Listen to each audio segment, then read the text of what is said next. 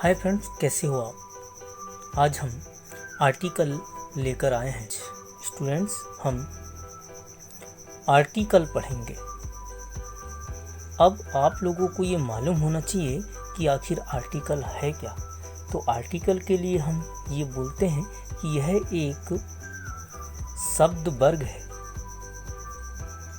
या फिर हम इसे समान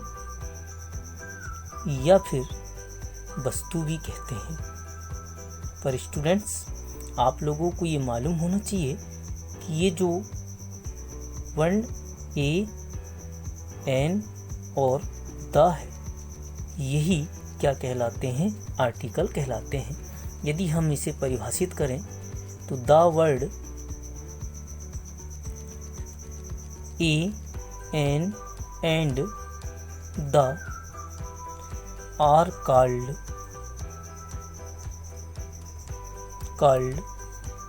आर्टिकल, ऐसा भी हम कह सकते हैं। अब स्टूडेंट्स, हमें यहाँ देखना पड़ेगा कि ये आर्टिकल्स कितने प्रकार के होते हैं। 2 प्रकार के होते हैं। नंबर 1 होता है इनडेफिनिट आर्टिकल। इनडेफिनिट आर्टिकल, तो स्टूडेंट, ये इनडेफिनिट आर्टिकल के अंतर्गत ए और एन आते हैं। और नंबर 2 होते हैं डेफिनिट आर्टिकल, इसके अंतर्गत द आता है। अब स्टूडेंट्स, सबसे पहले हम ए और एन के बारे में देख लेते हैं। तो हम सबसे पहले हिंदी के स्वर देखते हैं कि हिंदी में जो स्वर होते हैं वो कौन कौन से होते हैं। तो स्टूडेंट्स, हमने पढ़ा है आर अनार का, आम का, इमली का, ईख का, उल्लू का, ऊन का, एड़ी का, ऐनक का। इसी प्रकार ओखली का, औरत का, अंगूर का और आहा। हम अपने साधारण शब्दों में देखते हैं ये कि सारे क्या कहलाते हैं? स्वर कहलाते हैं। अब स्टूडेंट्स, अब हम व्यंजन पर आ जाते हैं। तो व्यंजन के अंतर्गत हम सिर्फ ये देखते हैं कि इन्हें छोड़ दिया जाए, जैसे क, ख, ग, घ। अब ये डैश डैश बोल रहे हैं, इसका मतलब और भी इसमें आते हैं। अब हम नियम में चलते हैं स्टूडेंट्स, कि नियम में हम आर्टिकल के क्या पढ़ते हैं। तो स्टूडेंट्स, आप लोगों को सिर्फ परीक्षा की दृष्टि से बताते हैं कि परीक्षा की दृष्टि से जब हम शब्द में या सेंटेंस में खाली स्थान देखते हैं तो हम बोलेंगे कि जब वाक्य में खाली स्थान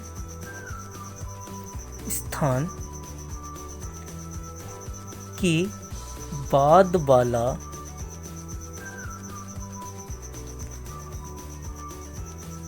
शब्द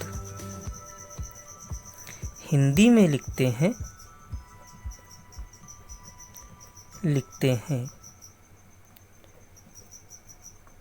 और वह स्वर से शुरू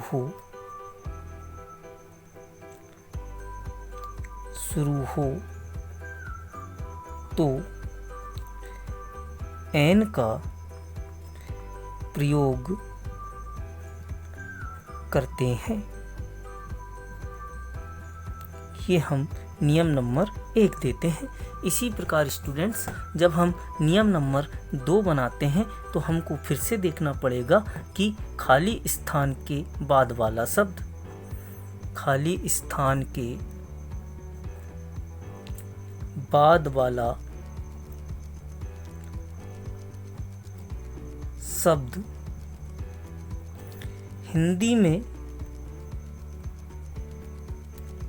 लिखते हैं।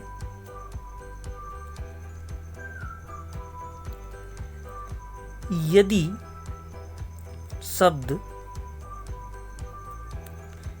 व्यंजन से शुरू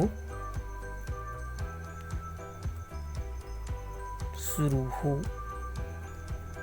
तो ए का प्रयोग करते हैं। हाय फ्रेंड्स, अब हम ये देख लेते हैं, आप ये ना समझें कि स्वर से शुरू हो या फिर व्यंजन से शुरू हो, ये हम हिंदी में लिखने की बात कर रहे हैं। अब हम एग्जाम्पल देख लेते हैं। हम एग्जाम्पल देखते हैं। अब एग्जाम्पल के तौर पर समझते हैं कि हमने जो दो नियम बनाए हैं, जैसे हम फॉर एग्जाम्पल फर्स्ट देखते हैं कि आई सा खालिस्तान लायन। अब हमने नियम में क्या लिखा है कि खालिस्तान देखना है, खालिस्तान वाले शब्द को हम हिंदी में लिखते हैं, तो हमने लिखा लायन। तो अब स्टूडेंट्स आप ये देखें कि हमारा जो पहला वर्ड है वो ला है, अर्थात व्यंजन है, और जब व्यंजन आए तो हम काय का प्रयोग कर देंगे, ए का प्रयोग कर देंगे। इसी प्रकार स्टूडेंट्स हम एग्जाम्पल नंबर 2 की ओर चलते हैं। 2 कह रहा है कि he is Khalistan honest boy. फिर देखें स्टूडेंट्स, खालिस्तान के बाद वाला शब्द हम जब हिंदी में लिखेंगे तो इसे हम ऑनेस्ट बोलते हैं। तो ऑनेस्ट में पहला वर्ण जो है आ आया है, अर्थात स्वर है, इसीलिए हम यहाँ पर काय का प्रयोग कर देंगे, एन का प्रयोग कर देंगे। इसी प्रकार हम तीसरा एग्जाम्पल देखते हैं कि I have Khalistan 1 rupee note. अब स्टूडेंट्स हम यहाँ फिर से खालिस्तान के बाद लिखा हुआ शब्द को हिंदी में लिखते हैं, तो हमने 1 लिखा, और आप लोगों को मालूम है कि यह वा व्यंजन है, इसीलिए काय का प्रयोग हो जाएगा, ए का प्रयोग हो जाएगा। इसी प्रकार हम चौथा एग्जाम्पल की ओर चलते हैं। एम खालिस्तान हवर लेट। तो स्टूडेंट्स फिर से देखें, यहाँ हवर में हम हवर लिखेंगे और अवर लिखेंगे, तो पहला जो वर्ण है वो हमारा स्वर है, इसीलिए काय का प्रयोग हो जाएगा, एन का प्रयोग हो जाएगा। तो इस प्रकार ये 4 एग्जाम्पल में हमने देखा कि ए एन का प्रयोग कैसे किया जाता है। अब एक और एग्जाम्पल देख लेते हैं स्टूडेंट्स। हम 5वां एग्जाम्पल देख लेते हैं कि Aladdin found Khalistan wonderful lamp. अब स्टूडेंट्स खालिस्तान के बाद वाले शब्द को हम हिंदी में लिखते हैं, तो हमने लिखा वंडरफुल। तो पहला वर्ण वा है, अर्थात व्यंजन है, इसीलिए यहाँ पर काय का प्रयोग हो जाएगा, ए का प्रयोग हो जाएगा। अब स्टूडेंट्स हम दा के लिए आते हैं। अब दा का प्रयोग भी हमको करना है, तो दा का प्रयोग के लिए हम क्या करते हैं, दा का प्रयोग जब हम करते हैं तो इसके लिए कुछ नियम है। हम नियम नंबर 1 पर चलते हैं। नियम नंबर 1 में कि जैसे कि किसी भी प्रकार की आपकी निश्चित बुक हो जाए, यानी हम इंग्लिश में बोलेंगे कि with the names of certain books, यानी किसी भी निश्चित पुस्तक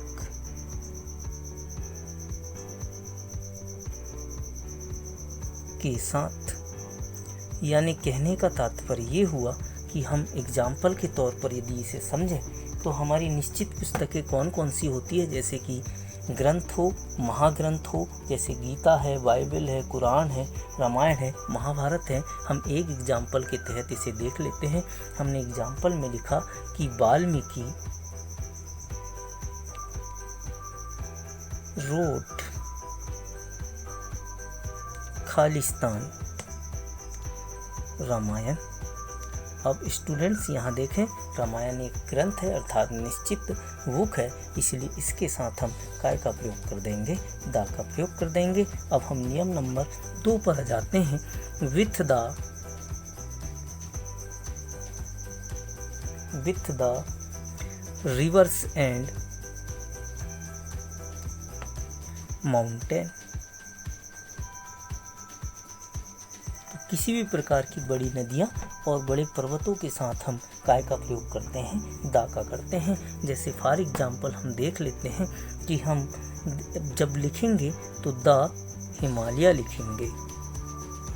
अब हिमालय जब लिखेंगे तो यहाँ देखें students, is a big mountain. Himalaya जो है वो बहुत बड़ा माउंटेन है, इसीलिए हमारा हिमालय के पहले हमने काय का प्रयोग कर दिया है, दा का प्रयोग कर दिया है। फिर तीसरा में देख लेते हैं, विथ द वर्ल्ड्स यूनिक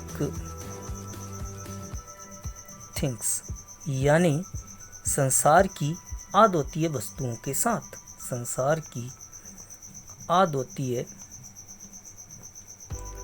वस्तुओं के साथ। अब ये अद्वितीय वस्तुओं के साथ हमने बोला है, तो ये अद्वितीय वस्तुएं जैसे कि ताजमहल दुनिया में एक ही है, कोई दूसरा नहीं है, इसलिए है अद्वितीय हो गई। जैसे चंद्रमा, पृथ्वी, चाहे पूर्व दिशा हो चाहे पश्चिम दिशा हो, ये सब संसार की अद्वितीय वस्तुएं हैं। इनके साथ हम हमेशा काय का प्रयोग करते हैं, दा का प्रयोग करते हैं। फॉर एग्जाम्पल हम देख लेते हैं कि द ताज इन आगरा, कि ताज कहाँ पर है, आगरा में है, और ताज जो है वो एक अद्वितीय वस्तु है, इसीलिए हमने इसमें काय का प्रयोग कर दिया है, दा का प्रयोग कर दिया है। इसी प्रकार हम और भी उदाहरण देख लेते हैं कि जैसे हमने बोला कि the sun rises in the east, तो आप लोगों ने ये देखा ईस्ट यानी पूर्व दिशा, ये भी अद्वितीय है, इसलिए हमने दा का प्रयोग कर दिए। सन, दुनिया में सूर्य एक ही है, इसलिए इसके साथ भी हमने काय का प्रयोग कर दिए, दा का प्रयोग कर दिया है। अब हम चौथा नियम पर आ जाते हैं। ये चौथा नियम क्या कह रहा है हमारा, तो चौथा नियम में हम देख लेते हैं, विथ द सुपरलेटिव डिग्री,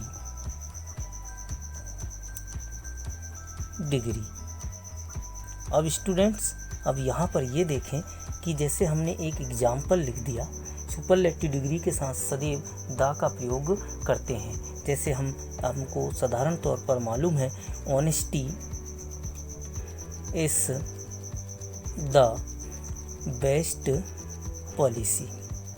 अब यहाँ पर ये देखें स्टूडेंट, बेस्ट सुपरलेटिव है, इसीलिए हमने यहाँ पर काय का प्रयोग कर दिया है, दा का प्रयोग कर दिया है। इसी प्रकार अन्य उदाहरण भी है, पर हम सीधे सीधे नियम पर आ जाते हैं। नियम नंबर 5, तो हम किसी भी नंबर्स के साथ यानी विथ द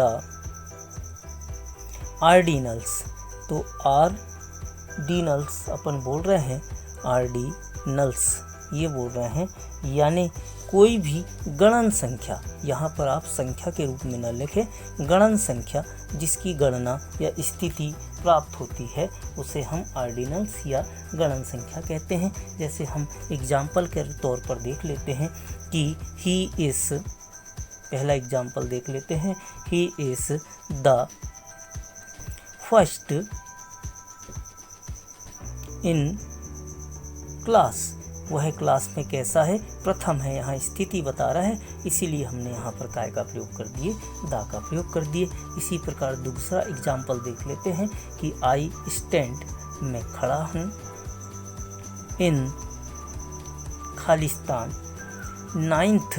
अब यहाँ पर स्टूडेंट्स ये देखें, यहाँ आर्डिनल्स है, गणन संख्या है, और पोजीशन पर, तो वह कौन सी पोजीशन पर खड़ा हुआ है, 9वीं पोजीशन पर खड़ा हुआ है, इसीलिए हम यहाँ पर काय का प्रयोग कर देते हैं, दा का प्रयोग कर देते हैं। अब स्टूडेंट्स 6वें नियम में आ जाते हैं हम कि विथ द म्यूजिकल